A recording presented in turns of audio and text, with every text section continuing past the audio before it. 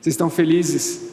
Vocês estão com expectativa? Hoje é um domingo muito especial e eu queria trazer uma breve recapitulação de tudo que tem acontecido no mês de dezembro. O mês de dezembro só está começando na Multi, o nosso coração está super empolgado.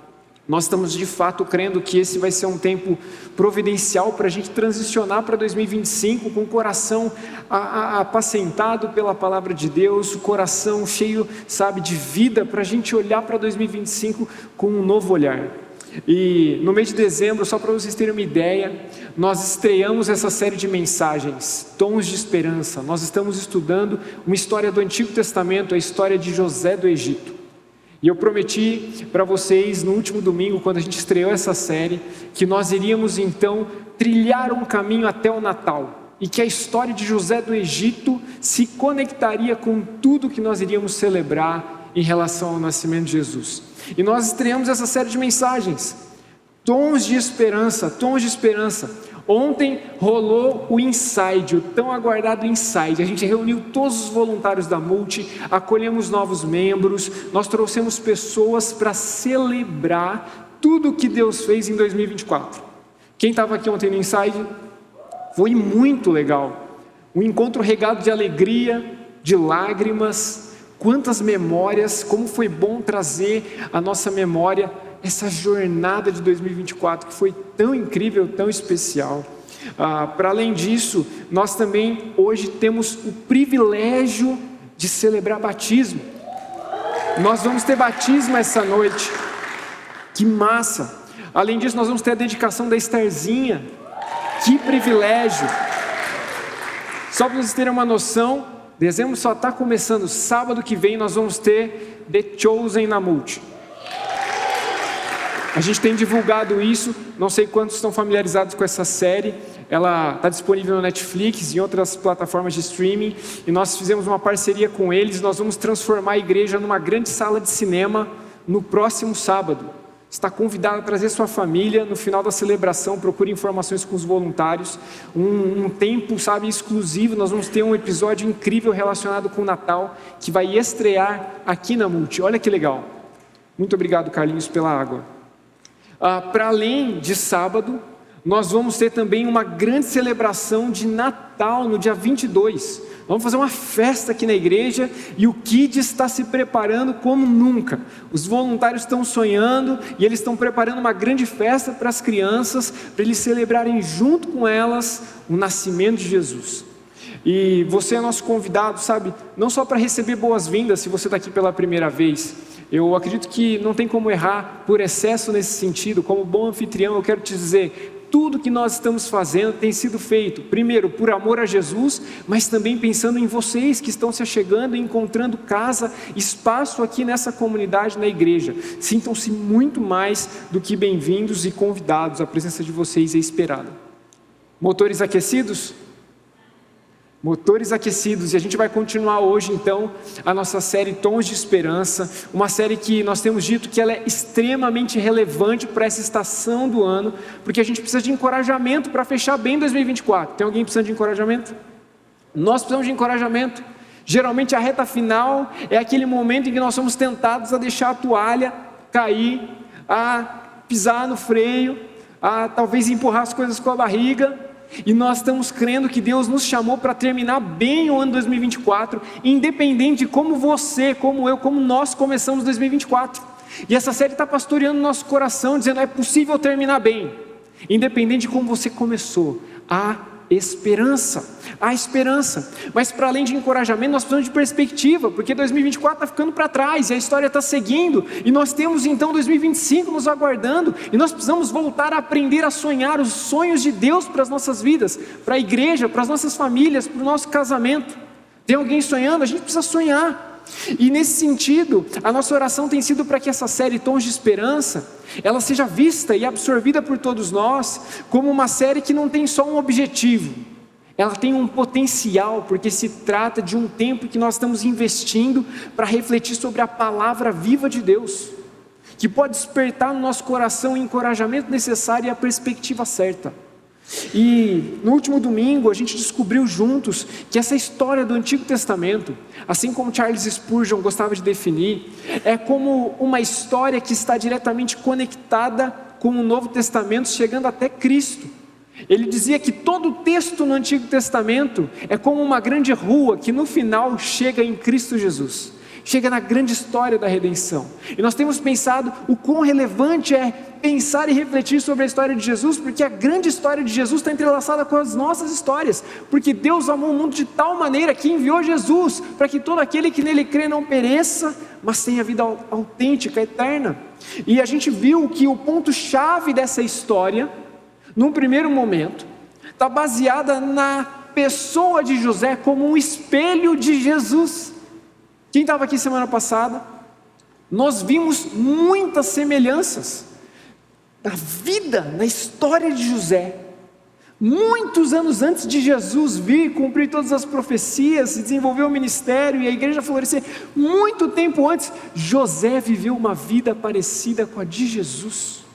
A gente viu isso e nós definimos então que José, vamos ler juntos? Se parece muito com quem? Com Jesus. Esse é o ponto-chave. E o ponto-chave levou a gente a uma pergunta-chave. E a pergunta-chave, ela tem relação com você, comigo. Porque a história de José está conectada com a história de Jesus, então ela está entrelaçada com as nossas histórias. E a pergunta-chave de José é essa. Se por um lado, Jesus, ele reflete perfeitamente tudo aquilo que Deus espera que nós sejamos, o nosso propósito de vida, reconciliados com Deus, vivendo de maneira autêntica, e José refletindo a história de Jesus, Jesus e José em paralelo, nós precisamos nos enxergar nessa história. José se parece com Jesus, mas e nós? Nós nos parecemos com Jesus? O quanto nós nos parecemos com Jesus, o quanto nós somos parecidos com Jesus. Então, o ponto-chave é, recapitulando, José se parece com Jesus, mas a pergunta-chave é, e nós? O quanto nós nos parecemos com Jesus? E sabe, nós consideramos ali, é relevante se parecer com Jesus, faz sentido desejar ser como Jesus, porque viver de maneira autêntica, viver uma vida plena de significado, depende de sermos parecidos com Jesus. A perspectiva bíblica é essa. Para a gente viver uma vida plena, autêntica, e a gente construir um legado para as próximas gerações, nós precisamos aprender cada vez mais a ser como Jesus. A ser como Jesus. Agora, pensa comigo, como mensurar a nossa semelhança com Jesus? Porque talvez nós possamos elencar uma série de perspectivas no senso comum do que significa ser parecido com Jesus. Talvez você tenha uma série de definições e pensamentos acerca disso. Mas essa série de mensagens, ela traz para a gente uma boa notícia. Nós podemos olhar para a história de José no Antigo Testamento e ver marcas, e ver então os tons de esperança. Nós podemos então ver quais são as marcas na vida de José, um homem comum, que estão conectadas com a vida de Jesus. Nós podemos olhar para a história de José e entender que é possível mensurar como se parecer com Jesus. É possível cultivar uma vida mais parecida com Jesus através de critérios objetivos. Essa é a boa notícia. E a gente desenvolveu esse trocadilho. Tons de esperança. Tons de esperança. Porque José, se você não sabe, ele ganhou um presente do pai dele. Presente que era uma túnica colorida. E essa túnica, ela era cheia de cores e contrastes, e a ideia é que essa túnica, ela era um símbolo da identidade e do propósito de José.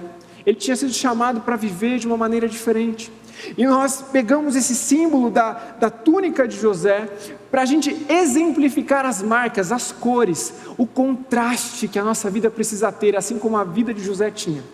A vida de José apresentava um contraste, uma diferença em relação às pessoas que viviam naquele tempo e naquele contexto. Nós vimos a primeira marca, ou a primeira cor que a gente viu, o primeiro tom de esperança era a integridade. Era a integridade.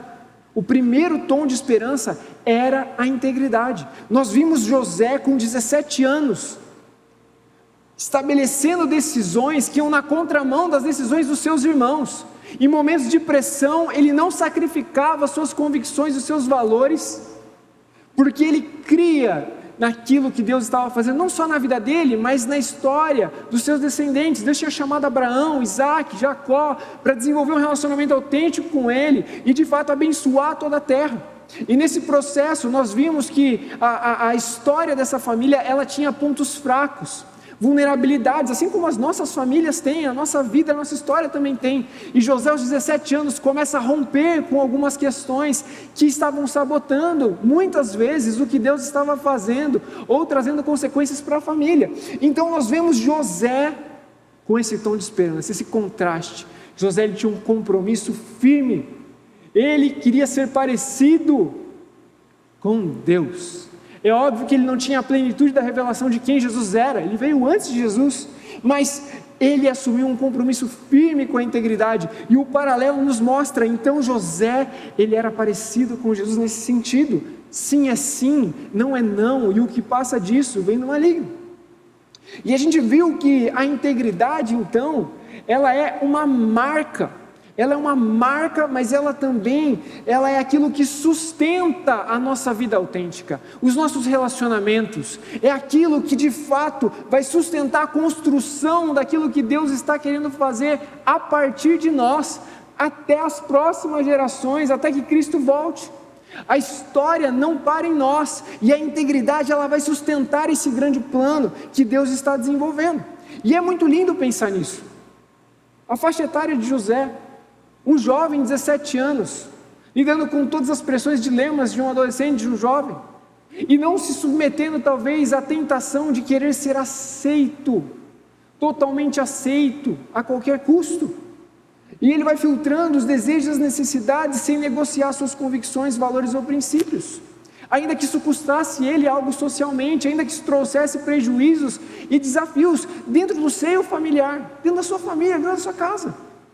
E a gente viu que, à medida que a história avançou, essa integridade de José, ela é confirmada, porque ele é vendido como escravo, os irmãos o rejeitam, tramam um plano contra ele, ele é enviado para o Egito como escravo, ele é comprado por Potifar, um servo do faraó, e ele começa a trabalhar ali como escravo, e nós vimos que armou-se uma arapuca contra ele. A esposa de Potifar se interessa por José, a Bíblia diz que ele tinha boa aparência, e ela chama ele então para cometer adultério, e ele diz não, não poderia fazer isso contra Deus, não poderia fazer isso contra o teu esposo.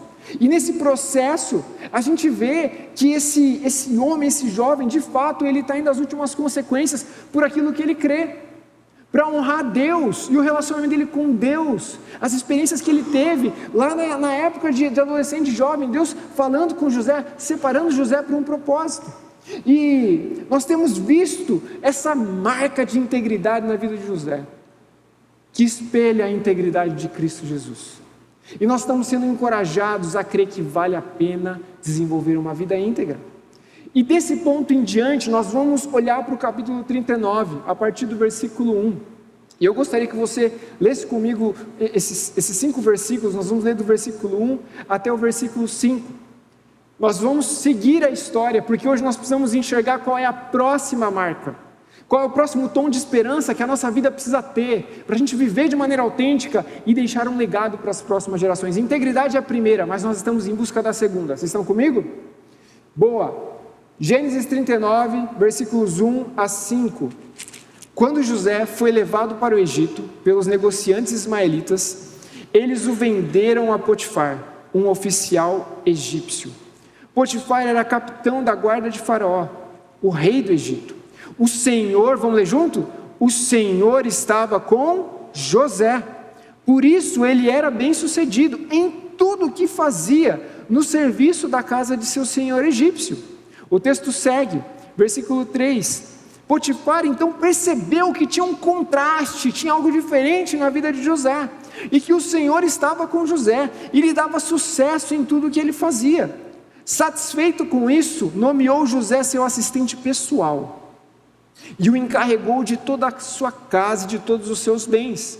A partir do dia em que José foi encarregado, o texto segue, versículo 5, a partir do dia em que José foi encarregado, toda a casa e todas as propriedades de Potifar foram abençoadas.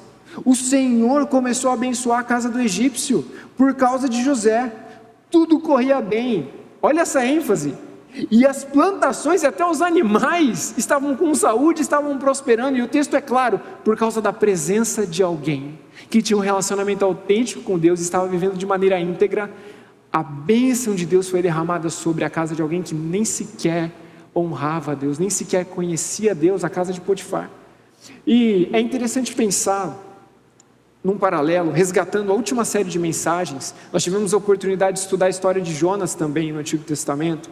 E a história de Jonas, ela é curiosa porque no meio de toda a fuga dele, toda a rebeldia dele contra Deus, fugindo do propósito de Deus para a vida dele, ele causa confusão para outras pessoas que não tinham nada a ver com a história. Os marinheiros, a tempestade, quantos problemas Jonas proporcionou e arrastou para a gente que não tinha nada a ver com a fuga dele. E aqui na série Tons de Esperança, nós estamos vendo um outro ponto que deve encorajar a gente.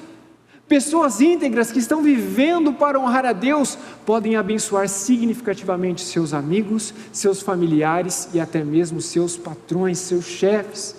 Que incrível pensar sobre isso. E eu não sei se vocês notaram, mas tem uma questão que deve soar um pouco estranha aos nossos ouvidos. Tem uma afirmação que começa a partir do versículo 2 e que segue do capítulo 39 até os últimos capítulos que relatam a história de José. A gente vai ver uma descrição de alguém que era o quê? Bem-sucedido. Essa afirmação começa de maneira muito enfática a ser apresentada na história. E a gente vê então uma afirmação que ela, de certa maneira, tem que gerar para a gente uma estranheza. Porque a gente está lendo a história de alguém que não teve um dia ruim. É de alguém que está vivendo uma década horrível. É alguém que está numa condição como escravo. Como é que um escravo pode ser bem-sucedido? Naquele contexto, a escravidão como uma condição de privação de liberdade, de direito, de aquisição, de posse. E a Bíblia é clara, ela diz, e José era bem-sucedido. José era bem-sucedido, ainda que na condição de escravo. José era bem-sucedido, ele era bem-sucedido. E essa descrição parece contraditória, e de fato, ela deve ser mesmo, porque o texto, a palavra está tentando chamar a nossa atenção para uma realidade. José, ele era bem sucedido, e nós vamos ver que essa ênfase vai se desenvolvendo, vai se aprofundando, e se torna o segundo ponto-chave da história de José. O segundo ponto-chave é que José era bem sucedido. O primeiro era qual? José era íntegro, ele não era perfeito, ele era íntegro. O segundo ponto-chave, ele era bem sucedido. Bem sucedido. E a gente fez uma experiência na última mensagem que foi muito legal. Quando eu falei que José era parecido com Jesus e que ele tinha essa marca de integridade, a gente foi traçando vários paralelos das semelhanças entre José e Jesus. Eu fui convidando vocês a reagir comigo. Então eu disse, olha, José era parecido com Jesus por causa disso, disso, disso. E aí a igreja veio junto, uau, José era muito parecido com Jesus. E hoje a gente vai ter uma segunda experiência em paralelo com essa. Olha só o que eu queria ressaltar com vocês. A primeira ênfase, José era bem sucedido como escravo. Eu vou ler alguns textos, eu não vou projetar. Versículos 2, 3 e 5 dizem o seguinte: o Senhor estava com José, por isso ele era bem sucedido em tudo que fazia enquanto escravo na casa do seu senhor egípcio. Versículo 3 diz, Potifar percebeu que o Senhor estava com José e que lhe dava sucesso em tudo que ele fazia. O versículo 5 vai dizer, a partir do dia em que José foi encarregado de toda a casa e de todas as propriedades de Potifar, o Senhor começou a abençoar aquela casa. As plantações, os animais estavam se tornando bem-sucedidos também. Estava havendo um movimento de prosperidade, de sucesso. E isso é interessante porque, como escravo, então José, ele era bem sucedido, vamos ler junto, como escravo. E agora a gente vai dizer o quê? Uau, José, ele era o quê? Bem sucedido. Vamos de novo? Uau! José, ele era bem sucedido, mas não para por aí, porque a história segue. O capítulo 39 segue, e os versículos 21, 22 e 23 vão descrever acontecimentos na sequência da escravidão de José. E José, ao se recusar a deitar com a esposa de Potifar, ele colhe uma consequência, porque ela lança uma calúnia contra ele, uma mentira. Ela diz que ele tinha tentado violentar ela, e ele então é lançado na prisão real, e ele toma a pior, e ele se torna agora um prisioneiro, de escravo para prisioneiro. E aí a gente lê junto, olha lá, José, ele era o quê? Bem sucedido como prisioneiro. José, ele era bem sucedido como prisioneiro. Os versículos 21 até 23 vão dizer o seguinte: o Senhor estava com José e tratou ele com bondade, fez José conquistar a simpatia do carcereiro, fez com que em pouco tempo José se tornasse encarregado de todos os outros presos e de todas as tarefas da prisão, virou gestor do cárcere, e o carcereiro já nem precisava se preocupar com nada, porque José era bem sucedido, o Senhor estava com ele, ele dava sucesso em tudo que ele fazia. Então primeiro, José, ele era bem sucedido como escravo. Depois, a gente vê no capítulo 39 mais adiante, que ele era bem sucedido também como prisioneiro. E aí vocês dizem o quê? Uau! José, ele era muito bem sucedido, tanto como escravo, tanto como prisioneiro. Só que a história não para aí, a gente vai dar um salto no tempo. Nós temos uma terceira ênfase no capítulo 41 de Gênesis. A gente vê que José, saindo da prisão, depois de uma conexão providencial, lá enquanto ele era bem sucedido, ele abençoou pessoas, cuidou de pessoas, instruiu pessoas espiritualmente, deixou marcas positivas, abençoou pessoas ali. E quando algumas dessas pessoas saíram, elas se lembram de José, e elas falam para o faraó: olha, na prisão tem alguém lá, muito sábio, bem sucedido, que pode te ajudar com esse dilema que está surgindo. Porque naquele momento, em Gênesis 41, o faraó tinha tido um sonho horrível que estava tirando a paz dele, ele não conseguia encontrar um significado, e era um momento em que Deus traria grande fome à terra. E nesse processo, um dos prisioneiros que tinha ficado dividindo cela com José, conta para o faraó e fala: olha, lá na prisão alguém, me instruiu espiritualmente, vai que... E José é levado ao faraó, e quando ele chega lá, o faraó conta o que estava tirando a paz dele, e Deus dá sabedoria a José, e ele fala com o faraó o que aconteceria e o que deveria ser feito. E a gente vê no versículo 37 que o faraó e seus oficiais gostaram de tudo que José tinha falado, das sugestões. Por isso o faraó perguntou aos oficiais: será que a gente vai encontrar alguém tão bem sucedido como José? Sem dúvida, há nele o Espírito de Deus, Deus está com esse rapaz. Então o faraó disse a José: uma vez que Deus te revelou o que vai acontecer, e você tem sabedoria, é evidente que não há ninguém no Egito tão inteligente ou sábio quanto você. A partir de agora você vai ficar encarregado da minha corte, de todo o meu povo, e o povo obedecerá às suas ordens. Apenas eu, que ocupo o trono, terei uma posição superior à sua. E o faraó acrescentou: eu coloco você, José, oficialmente no comando de toda a terra do Egito. Então o faraó tirou do dedo o seu anel com o selo real e pôs no dedo de José. Mandou vestir José com roupas de linho fino e pôs uma corrente de ouro em seu pescoço. Também o fez andar na carruagem reservada para quem era o segundo no poder. E por onde José passava, gritava-se a ordem-se: honrem José, ajoelhem-se diante de José. E assim o faraó colocou José num lugar de sucesso. José foi colocado no comando de todo o Egito.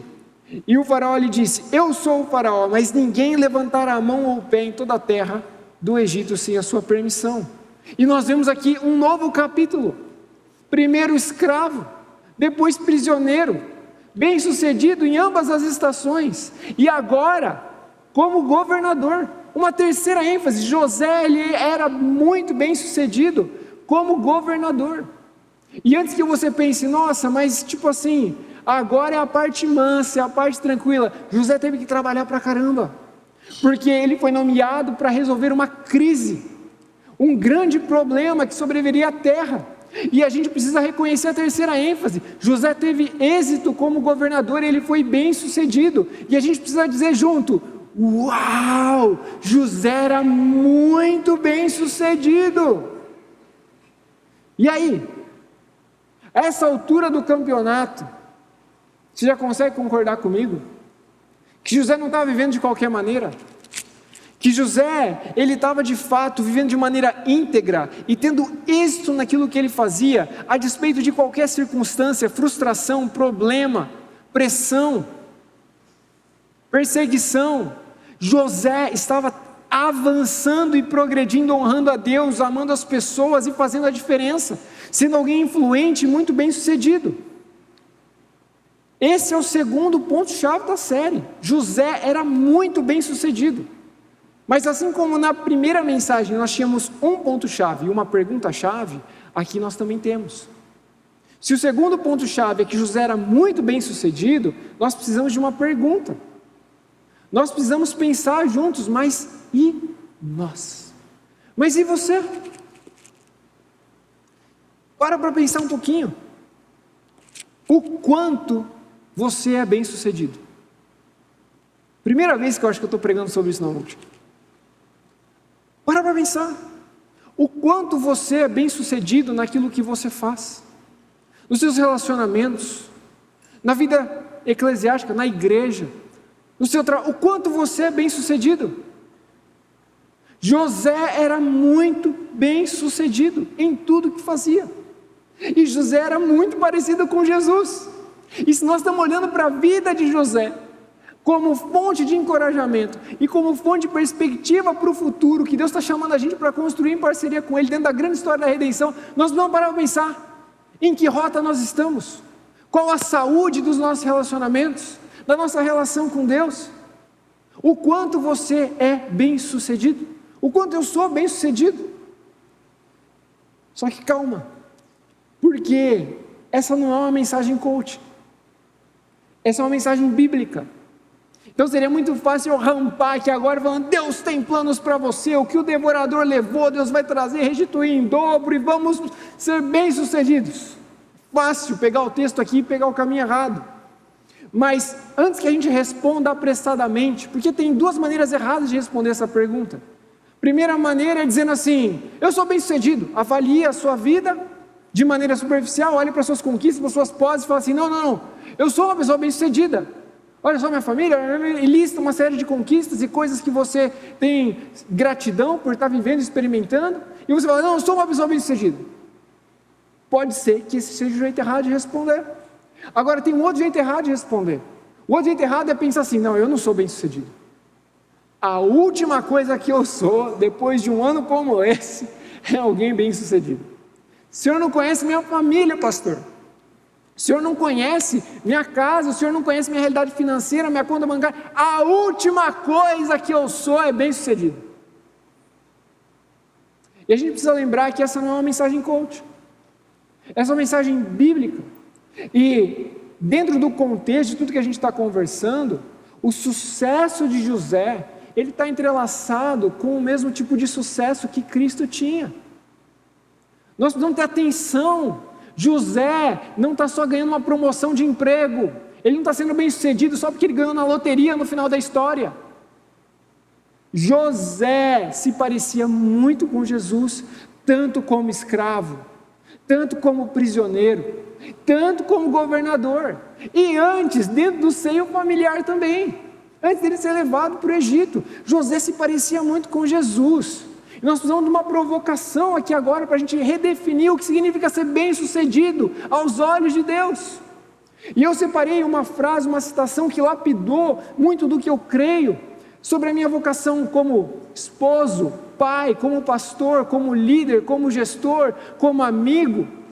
Uma citação, uma frase que impactou minha vida na época da minha conversão, e começou a estabelecer um norte, no ritmo, na forma como eu caminho, no tipo de decisão que eu estabeleço quando as coisas não estão saindo bem, ou quando eu estou num lugar, sabe, que eu falo assim, uau, está tudo favorável. E essa frase pode ajudar muito você também. Francis Chan diz o seguinte: o nosso maior medo não deve ser o fracasso, mas ser bem-sucedido em algo que não importa. Ser bem-sucedido em algo que não importa. Deus espera que nós sejamos pessoas bem-sucedidas. Posso ouvir um amém? Posso ouvir um amém? Amém! Deus espera que nós sejamos pessoas bem-sucedidas. Agora, naquilo que realmente importa. Porque muitas vezes nós somos pessoas bem-sucedidas em áreas que Deus nunca pediu para a gente ser bem-sucedido. Em coisas que não importam. E esse pensamento do Francis Chan, ele se conecta diretamente com a história de José. Porque ele demonstra que o verdadeiro sucesso, ele não está na posição que a gente ocupa, ou se a gente está numa situação favorável ou não. Independe de tudo isso.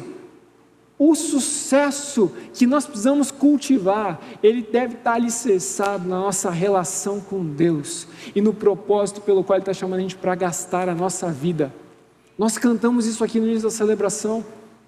E assim como nós cantamos, José em alguns momentos gastou a vida, abraçou consequências dramáticas por fazer aquilo que era certo, não se vendeu.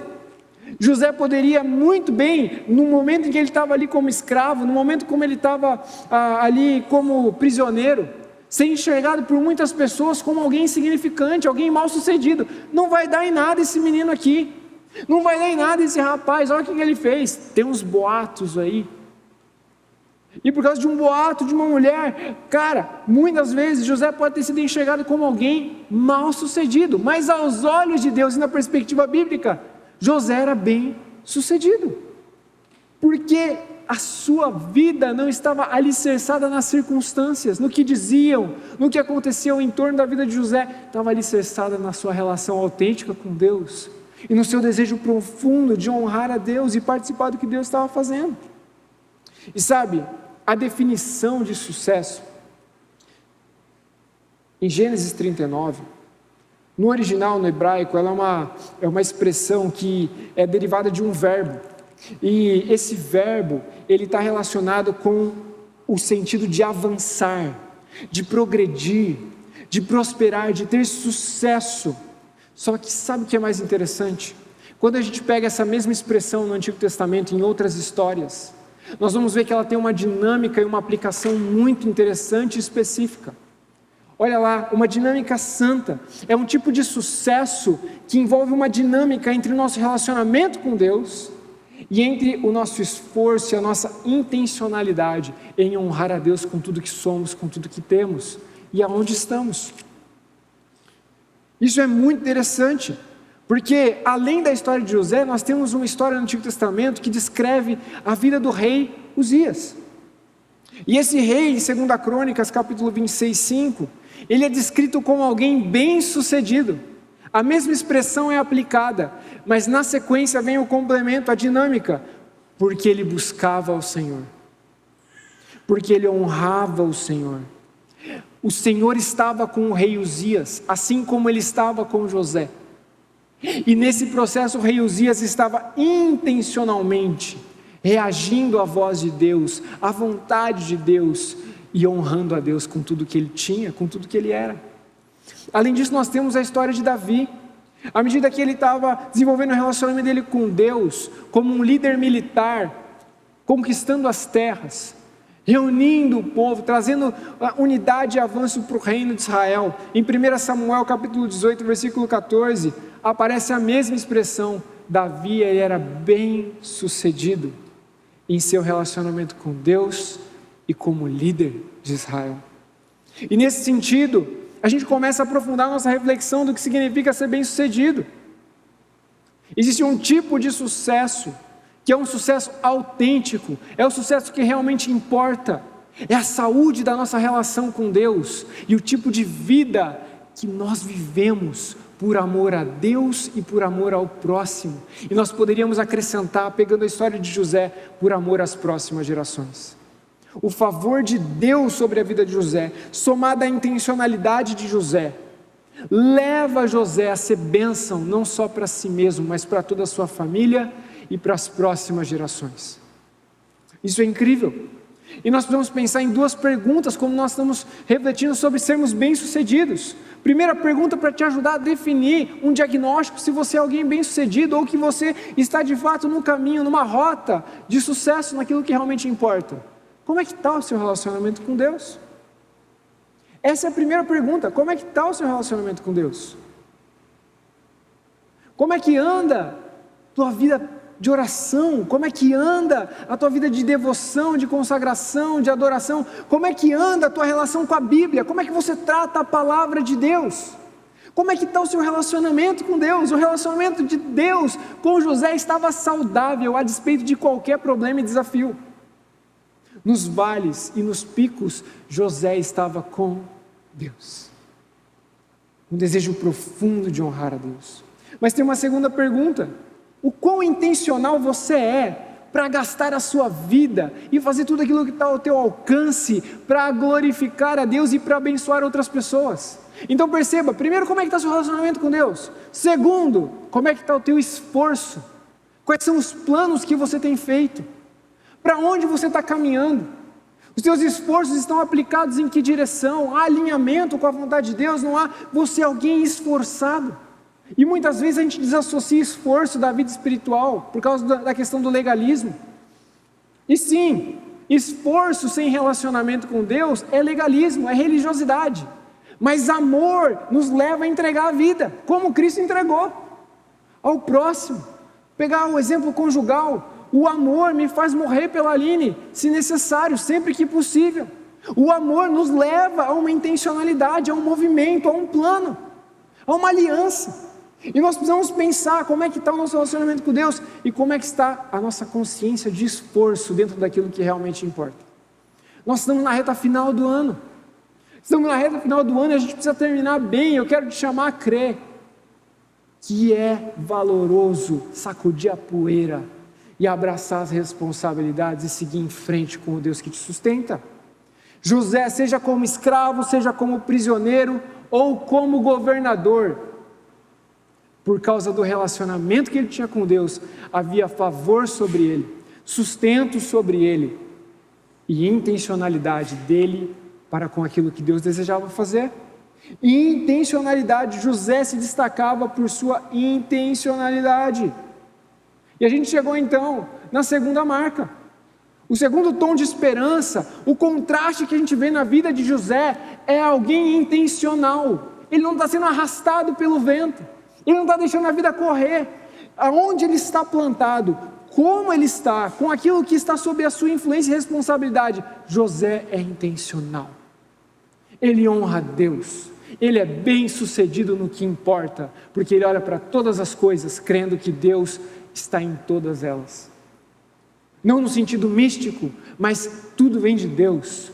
E a minha vida espiritual, ela não se resume a um domingo, a um encontro, é em todas as áreas da minha vida. E Deus então concede favor para José gastar a vida e a energia com intencionalidade, e José honra a Deus. Há um contraste na vida de José. Ele faz o que tem que ser feito, por amor a Deus e por amor ao próximo. Ele é alguém intencional. Intencional. É impossível viver uma vida plena de significado, viver uma vida autêntica, deixar um legado para os seus filhos, para os seus netos, se você não for intencional. É impossível impactar as próximas gerações, não com peso só de longo prazo, mas de eternidade, se não houver intencionalidade. E a gente está olhando para José e a gente vê o espelho de Jesus. Jesus foi intencional. Marcos capítulo 1 diz que Jesus não perdia tempo com aquilo que ele não tinha sido chamado para fazer. Ele era fiel, ele dizia: eu sei o que eu vim fazer, eu sei o que Deus me confiou, eu sei para onde eu estou caminhando, foi para isso que eu vim. Marcos capítulo 1, versículo 37, foi para isso, eu sei. A intencionalidade na vida de Jesus, por amor ao Pai e por amor a nós. Jesus intencional, José intencional. E o que havia em José, nesse sentido de uma intencionalidade, contrastava com os irmãos dele, no seio familiar. Os irmãos dele estavam aprontando no trabalho, estavam se esquivando de responsabilidade. E José estava intencionalmente cumprindo a vontade do Pai. O que havia em José era maior do que aquilo que estava ao seu entorno, nas circunstâncias difíceis. Nada se tornava desculpa para José, porque Deus estava com ele, isso era suficiente. E é muito interessante porque nós vamos entendendo que a intencionalidade de José, nos capítulos 39 a 41, ela poderia ser dividida em pelo menos 3 dicas ou conselhos para nós, que estamos desejosos de viver uma vida autêntica e deixar um legado para as próximas gerações. A intencionalidade de José traz 3 lições para nós, e a primeira é a seguinte: seja, vamos ler junto? Intencional para fazer o bem,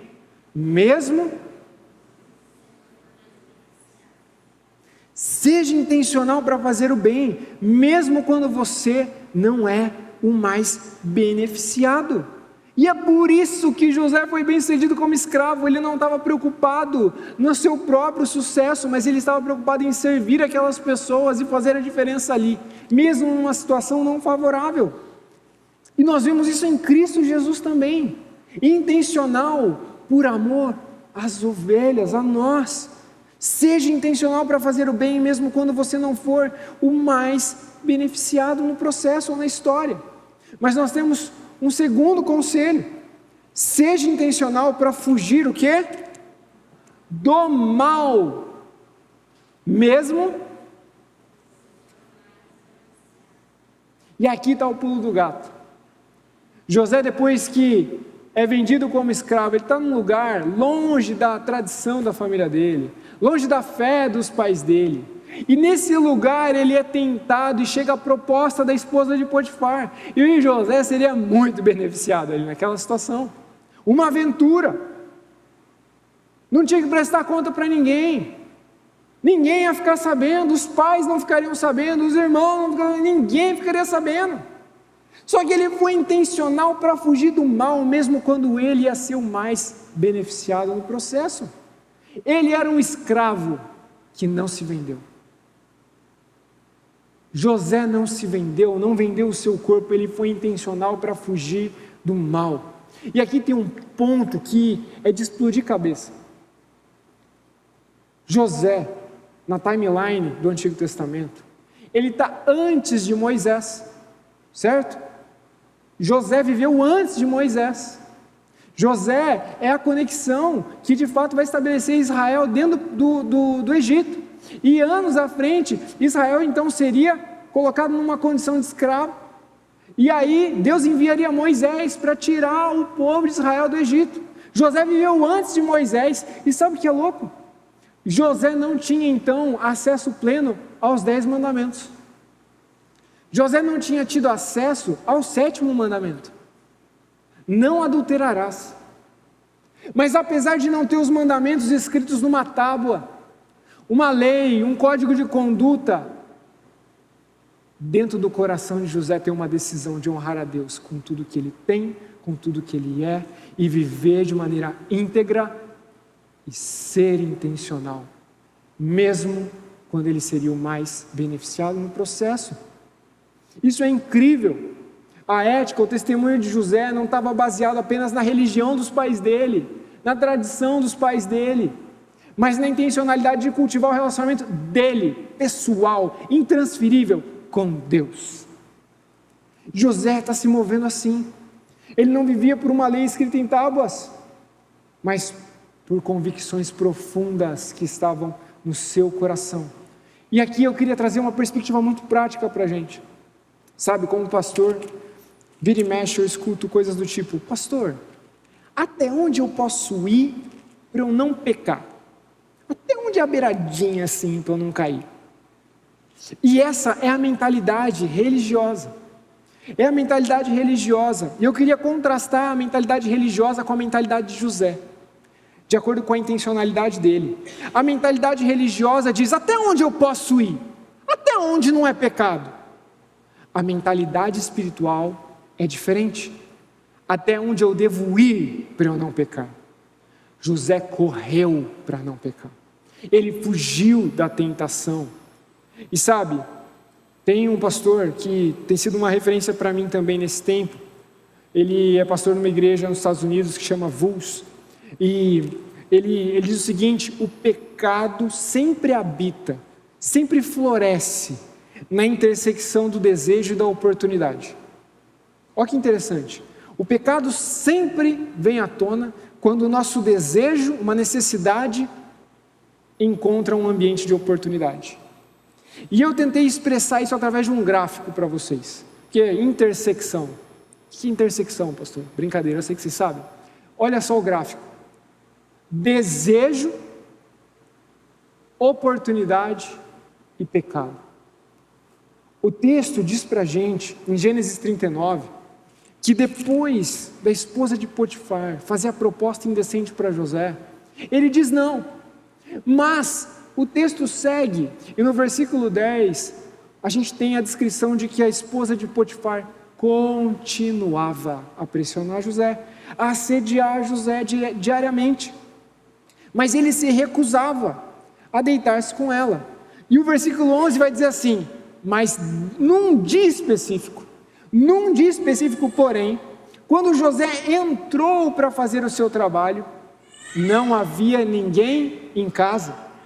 E nesse momento, o desejo da esposa de Potifar se une a uma oportunidade propícia para o adultério acontecer. E José foi pego de surpresa, exatamente na intersecção do desejo e da oportunidade. Sabe o que ele fez? Ele correu. Porque na intersecção do desejo e da oportunidade é muito fácil cair, é muito fácil pecar. E nós vemos uma mentalidade espiritual em José. Ele está disposto a fazer o que tiver que fazer para fugir da aparência do mal. Fugir da aparência do mal. E ele abraça o prejuízo. Ele abraça o prejuízo, porque depois disso é xeque-mate, ele é enviado para a prisão. E aí nós temos o terceiro conselho acerca da intencionalidade, porque José leva a pior. Se a gente não soubesse o desfecho da história, a gente olharia agora e pensaria: onde vai dar isso aqui? Cada vez mais José está indo para o fundo do poço. Está boa a história desse rapaz. Mas José então, ele se torna alguém resiliente.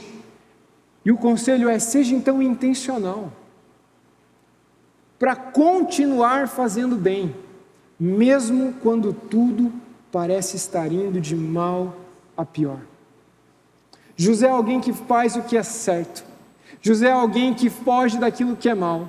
E José é alguém que, na pior, insiste em continuar a fazer o bem e a ser intencional para a glória de Deus e para as próximas gerações. Nós precisamos, em 2025, de gente intencional, como José. Mulheres, homens que estejam compromissadas em fazer o bem. Sejam compromissadas a fugir do mal, fugir da aparência do mal. A não abrir espaço e oportunidade para o mal florescer, para sabotar aquilo que Deus está fazendo. E sabe, nós precisamos de intencionalidade para, a cada decepção e frustração, manter os olhos fixos em Jesus e dizer: valerá a pena gastar a minha vida até as últimas consequências e continuar fazendo o bem, ainda que eu não veja a plenitude de tudo aquilo que Deus pode fazer. Hebreus capítulo 11, a galeria dos heróis da fé, vai dizer para a gente que os heróis da fé, por exemplo, Abraão, eles viram a promessa de longe, não plenamente cumprida, mas eles foram intencionais, e eles foram, entregues numa jornada de obediência e de confiança a Deus. Eu estava me lembrando de um texto, Gálatas capítulo 6, que diz o seguinte: quem vive apenas para satisfazer sua natureza humana, colherá dessa natureza ruína e morte, mas quem vive para agradar a Deus, colherá vida autêntica, vida eterna. Portanto, não nos cansemos de fazer o bem, porque no momento certo nós colheremos, se não desistirmos. Seja intencional.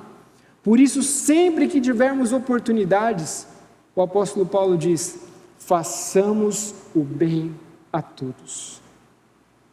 Agora, nesse ponto, você precisa considerar que a história de José, ela é um espelho da história de Jesus. E José, ele é intencional em fazer o bem, a despeito das circunstâncias, a despeito dos prejuízos, ele abraça o prejuízo e ele insiste em fazer o bem. Cristo Jesus abraçou prejuízos ainda maiores por amor a mim e a você, para que a gente pudesse viver uma vida autêntica, para que a gente pudesse de fato desenvolver um estilo de vida intencional, por amor aos nossos filhos, por amor aos nossos netos e por amor àquilo que Deus deseja fazer através de nós. Hebreus capítulo 12, versículos 2 a 4 diz: mantenhamos o olhar firme em Jesus, o líder, o aperfeiçoador das nossas vidas. Ele suportou a cruz, sem se importar com a vergonha. Agora ele está sentado no lugar de honra, à direita do trono de Deus. Pense em toda a hostilidade que ele suportou. Pense nos pecados que ele carregou. Desse modo, vocês não ficarão cansados, nem desanimados. Vocês continuarão a fazer o bem. Nós precisamos de uma mentalidade nesse final de ano, que tira a gente da zona de conforto, que nos dá encorajamento e gera em nós perspectiva para fazer o que tem que ser feito. Por amor a Deus, por amor às próximas gerações. Uma vida intencional. E eu queria te encorajar a pensar que a história de José ela é marcada por dilemas, pressões, frustrações e planos que parece que estão dando errado, mal sucedido, planos mal sucedidos. Mas eu tenho uma boa notícia para vocês: Deus tem um plano, e o plano de Deus é um plano bem sucedido, e nós vemos isso no desfecho da história de José. Em todas as coisas, providencialmente, Deus transforma o mal em bênção. Deus transforma aquilo que parecia ser fracasso em sucesso. Deus transforma feridas em cura. Deus transforma a ausência familiar numa oportunidade de redimir a família. Deus transforma a história de um jovem que tinha tudo para ter dado errado, num sinal poderoso de testemunho para mim e para você, de que é possível terminar bem mesmo quando a gente começou errado. É possível terminar bem mesmo quando no meio da história a gente extravia pelo caminho. É possível terminar bem porque Deus é um Deus de redenção e de graça. E o favor de Deus é suficiente para a gente sacudir a poeira, levantar e ter esperança, em paralelo com a intencionalidade. Queria te convidar a ficar de pé. Queria ter um tempo de oração com vocês, porque sabe, essa mensagem tem tudo a ver com a noite de batismo, tem tudo a ver com a noite de dedicação da Estherzinha e tem tudo a ver com o desfecho do ano 2024. Sabe, quando a gente pensa que Deus tem um plano, nós precisamos conceber que o Deus que tem um plano está nos convidando a sermos participantes desse plano. E que Cristo fez tudo que nós não poderíamos fazer, para que nós fôssemos reconectados com Deus, para que a gente pudesse ter um relacionamento autêntico com Deus, e o favor de Deus estivesse sobre nós como estava em José, para que a gente pudesse sacudir a poeira e negar o eu, fazer o que tem que ser feito, amar a Deus, amar o próximo, compartilhar a fé em Jesus e avançar, progredir. Tem alguém precisando de fôlego para o final do ano? Queria te convidar a um tempo de oração. Queria que você pensasse acerca de como o teu ano está terminando. Como é que você está avançando em relação a 2025? Quais são as áreas que você precisa responder ao que Deus está fazendo? Quais são as áreas e as oportunidades para você de fato, sabe, se colocar em parceria com Deus, como José estava? Quais são as decisões que precisam ser tomadas para o seu bem, para a glória de Deus e para as próximas gerações? Sabe, aqui na Multi nós dizemos que o batismo é o primeiro passo de obediência. É o primeiro movimento de intencionalidade, dizer assim: eu quero entregar minha vida para Jesus. Eu quero me identificar com Jesus, eu quero colocar minha confiança em Jesus, eu quero ter um relacionamento autêntico com Deus, para eu ser mais parecido com Jesus, para eu viver para honrar a Deus, para glorificar a Deus. E talvez este seja o caso de alguns aqui, talvez nessa noite você precisa ser intencional e começar pelo começo. O batismo é o primeiro ato de obediência, é o primeiro movimento de alguém que diz assim: eu me arrependo dos meus pecados, eu vou fugir do mal e eu quero correr para Jesus, porque Jesus fez tudo aquilo que eu não poderia fazer. Talvez o caso de vocês possa ser outro, de alguns aqui no auditório. Talvez você precisa voltar, arregaçar as mangas e acreditar que Deus está te chamando para suar a camisa por aquilo que vale a pena. Se sacrificar e se entregar por uma causa maior que a sua vida, que os seus projetos, e passar a buscar o sucesso aos olhos de Deus, baseado no relacionamento com Ele e nos planos dEle, aquilo que Ele está fazendo em nós, entre nós e através de nós. Vamos orar? Deus, nós suplicamos, nós pedimos para que o Teu doce Espírito, Tua presença, possa de fato, Deus, começar a preencher as lacunas do nosso coração e despertar nossa perspectiva e focar os nossos olhos naquela cruz, o Cristo que foi até as últimas consequências por amor a nós, para que houvesse salvação, esperança, recomeço. Deus, nós estamos aqui pedindo pelas decisões que estão sendo tomadas em relação ao batismo. Pai, nós estamos aqui suplicando para que entre nós o Senhor arraste pessoas dessas cadeiras com intencionalidade de dizer: eu creio, eu quero, sabe, entregar minha vida nesse primeiro ato de obediência. E ainda de olhos fechados, se tem alguém nessa noite aqui que deseja entregar o coração para Jesus, entende, é comigo, é hoje, é a minha primeira decisão, sabe, eu preciso começar pelo começo, eu quero entregar minha vida para Jesus. Se você está aqui e quer entregar a sua vida para Jesus, faz o sinal com a sua mão, eu quero orar por você.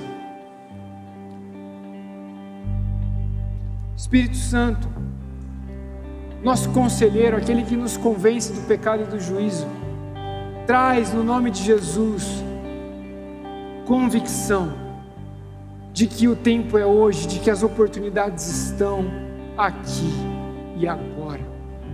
Gere em nós intencionalidade, no nome de Jesus.